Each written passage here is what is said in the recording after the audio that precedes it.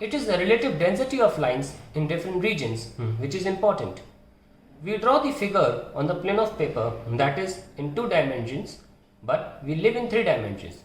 So, if one wishes to estimate the density of field lines, one has to consider the number of lines per unit cross-sectional area perpendicular to the lines. Since the electric field decreases as the square of distance from a point charge and the area enclosing the charge increases as the square of the distance, the number of field lines crossing the enclosing area remains constant, whatever may be the distance of the area from the charge. We started by saying that the field lines carry information about the direction of electric field at different points in space. Having drawn a certain set of field lines, the relative density, that is closeness of the field lines at different points, indicates the relative strength of electric field at those points. The field lines crowd where the field is strong and are spaced apart where it is weak.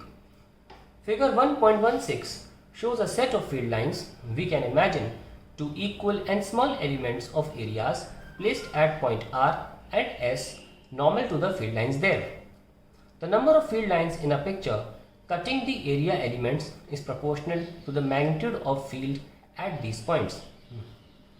The picture shows that field at R, you can see R here, this point, and S is here. Okay.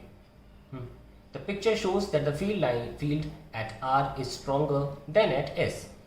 To understand the dependence of field lines on the area, or rather the solid angle subtended by an area element, let us try to relate area with solid angle. A generalization of angle to 3 dimensions. Recall how a plane angle is defined in 2 dimensions. Let a small transverse line element delta L be placed at a distance R from O. Then the angle subtended by delta L at O can be approximated as theta equals to delta L upon R. Likewise, in 3 dimensions, the solid angle subtended by a small perpendicular plane area delta S at a distance R can be written as solid angle equals to delta S upon R square. We know that in a given solid angle, the number of radial field lines is the same. In figure 1.16, for 2 points P1 and P2 at distances R1 and R2 from the charge, the element of area subtending the solid angle delta omega is R1 square times delta omega at P1 and an element of area R2 square delta omega at P2 respectively. The number of lines, say n, cutting these area elements are the same. The number of field lines cutting unit area element is therefore n divided by R1 square delta omega at P1 and n divided by R2 square delta omega at P2 respectively. Since n and delta omega are common, the strength of the field clearly has a 1 by R square dependence. The picture of field lines was invented by Faraday to develop an intuitive, non-mathematical way of visualizing electric fields around charged configurations. Faraday called them lines of force. This term is somewhat misleading, especially in case of magnetic fields. The more appropriate term is field lines, electric or magnetic, that we have adopted in this book. Electric field lines are thus a way of pictorially mapping the electric field around a configuration of charges. An electric field line is, in general,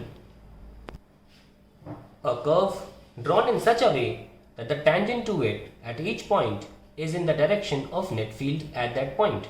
An arrow on the curve is obviously necessary to specify the direction of electric field from the 2 possible directions indicated by a tangent to the curve. A field line is a space curve, that is, a curve in 3 dimensions. Figure 1.17 shows the field lines around some simple charge configurations. As mentioned earlier, the field lines are in 3 dimensional space, though the figure shows them in only one plane. The field lines of a single positive charge are radially outward, while those of a single negative charge are radially inward. The field lines around a system of two positive charges QQ give a vivid pictorial description of their mutual repulsion. You can see here. While those around the configuration of two equal and opposite charges Q minus Q, that is a dipole, show clearly the mutual attraction between the charges.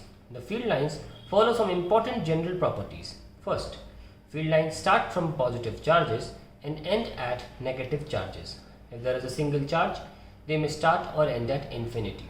Second, in a charge-free region, electric field lines can be taken to be continuous curves without any breaks. Third, two field lines can never cross each other.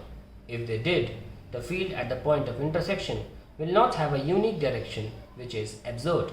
Fourth, electrostatic field lines do not form any closed loops. This follows from the conservative nature of the electric field, which we will read in chapter 2.